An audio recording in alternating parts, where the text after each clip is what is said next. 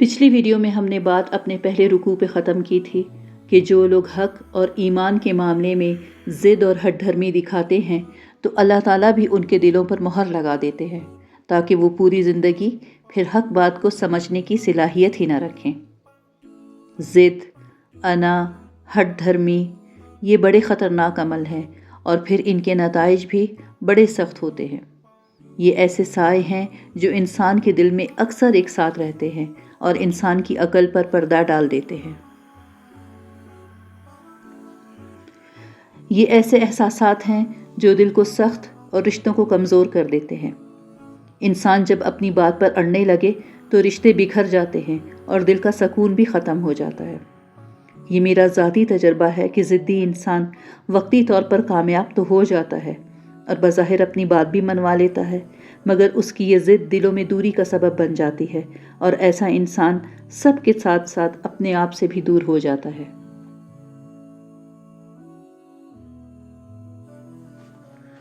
یہ ضد، انا، ہٹ دھرمی ضروری نہیں کہ صرف مردوں میں ہو یا صرف عورتوں میں، یہ دونوں میں پائی جاتی ہیں۔ لیکن اگر کسی عورت میں یہ زہریلے مادے ہوں تو پھر خاندان کے خاندان بھی تباہ ہو جاتے ہیں اور کئی نسلوں کو ان کے نقصانات بھگتنے پڑتے ہیں۔ کیونکہ ایک عورت کے اندر اللہ تعالیٰ نے فطری طور پر نرمی، برداشت اور محبت کا سمندر رکھا ہے، مگر جب ضد اور ہٹ دھرمی غالب آ جائے تو یہی ساری خوبیاں دھندلا جاتی ہیں۔ عورت کی ضد اکثر گھر کے ماحول کو تلخی میں بدل دیتی ہے، کیونکہ چھوٹی چھوٹی باتیں بڑے بڑے جھگڑے بن جاتی ہیں اور اس کی ہٹ دھرمی اسے سچ بات سمجھنے کی بجائے صرف اپنی بات منوانے پر مجبور کر دیتی ہے۔ اور نتیجہ کیا نکلتا ہے؟ رشتوں میں دوریاں بڑھتی ہیں، عزت ختم ہو جاتی ہے اور دلوں میں سختی پیدا ہو جاتی ہے۔ عقل مند وہی ہے جو اپنی ضد کو ہمت میں اور اپنی انا کو حکمت میں بدل لے، کیونکہ اس رویے سے آدمی ہو یا عورت دونوں باوقار اور مثالی بن جاتے ہیں۔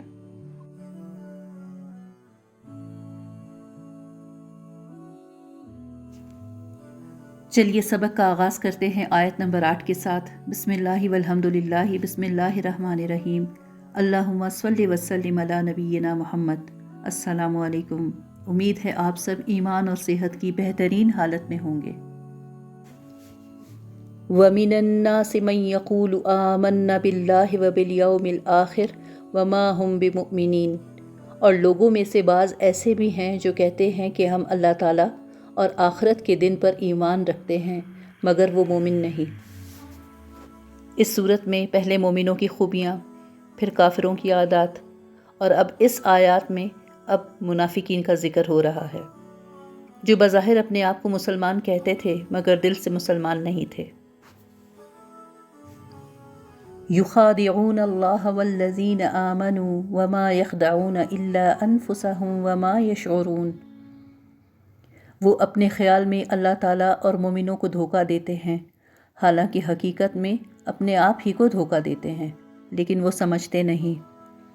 یعنی منافقین یہ سمجھتے تھے کہ وہ اپنے آپ کو مسلمان ظاہر کر کے دنیا میں سزا سے بچ جائیں گے، مگر آخرت میں ان کو جو عذاب ملے گا وہ دنیا کے عذاب سے زیادہ سخت ہوگا۔ فی قلوبہم مرض فزادہم اللہ مرضا وَلَهُمْ عَذَابٌ عَلِيمٌ بِمَا كَانُوا يَكْذِبُونَ، ان کے دلوں میں نفاق کا مرض ہے، بس اللہ تعالیٰ نے ایسے لوگوں کے مرض کو اور بڑھا دیا اور ان کے لیے دردناک عذاب ہے، اس لیے کہ وہ جھوٹ کہتے تھے۔ یہ وہی بات ہے کہ ان کے دلوں میں ضد کی بیماری تھی اور اس ضد کی وجہ سے اللہ نے بھی ان سے ایمان لانے کی توفیق چھین لی تھی۔ وَإِذَا قِيلَ لَهُمْ لَا تُفْسِدُوا فِي الْأَرْضِ قَالُوا إِنَّمَا نَحْنُ مُصْلِحُونَ، اور جب ان سے کہا جاتا ہے کہ زمین میں فساد نہ پھیلاؤ تو کہتے ہیں کہ ہم تو فقط اصلاح کرنے والے ہیں۔ اکثر منافقین کا یہی طرز عمل ہوتا ہے۔ آج بھی اگر آپ کسی منافق کو دیکھیں گے نا تو وہ یہی کہے گا دو لوگوں میں جھگڑا کروا کے کہ میں تو بس آپ کا خیر خواہ ہوں۔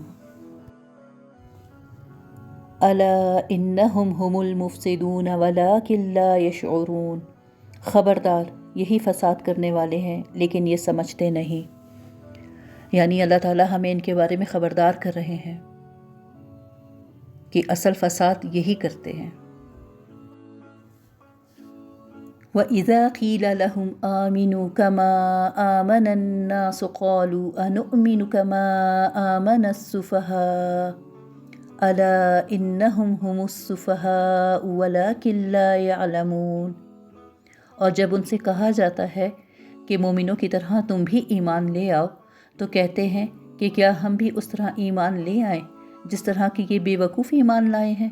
یاد رکھو وہ خود ہی بے وقوف ہیں لیکن وہ سمجھتے نہیں، یعنی ان کے نزدیک جو ایمان لانے والے ہیں یعنی صحابہ کرام وغیرہ وہ سب بے وقوف تھے۔ وَإِذَا لَقُوا الَّذِينَ آمَنُوا قَالُوا آمَنَّا وَإِذَا خَلَوْا إِلَى شَيَاطِينِهِمْ قَالُوا إِنَّ مَعَكُمْ إِنَّمَا نَحْنُ مُسْتَهْزِئُونَ۔ اور جب یہ لوگ مومنوں سے ملتے ہیں تو کہتے ہیں کہ ہم بھی ایمان لے آئے ہیں، اور جب اپنے شیطانوں کے ساتھ تنہائی میں ہوتے ہیں تو کہتے ہیں کہ ہم تمہارے ساتھ ہیں، ان سے تو ہم صرف مذاق کیا کرتے ہیں۔ ان کے بڑے کون تھے اس آیت کے مطابق؟ وہ سربراہ، وہ سردار جو یہ ساری سازشیں کرنے میں ان کی رہنمائی کرتے تھے۔ اللہ تعالیٰ ہمیں ضد اور ہٹ دھرمی جیسی بیماریوں سے محفوظ اور منافقین کی گندی صفات سے اپنے پناہ میں رکھیں۔ یہاں ہماری 14 آیات مکمل ہوئی۔ اللہ سبحانہ و تعالیٰ قبول فرمائے اور ہمیں باعمل بنائے، آمین۔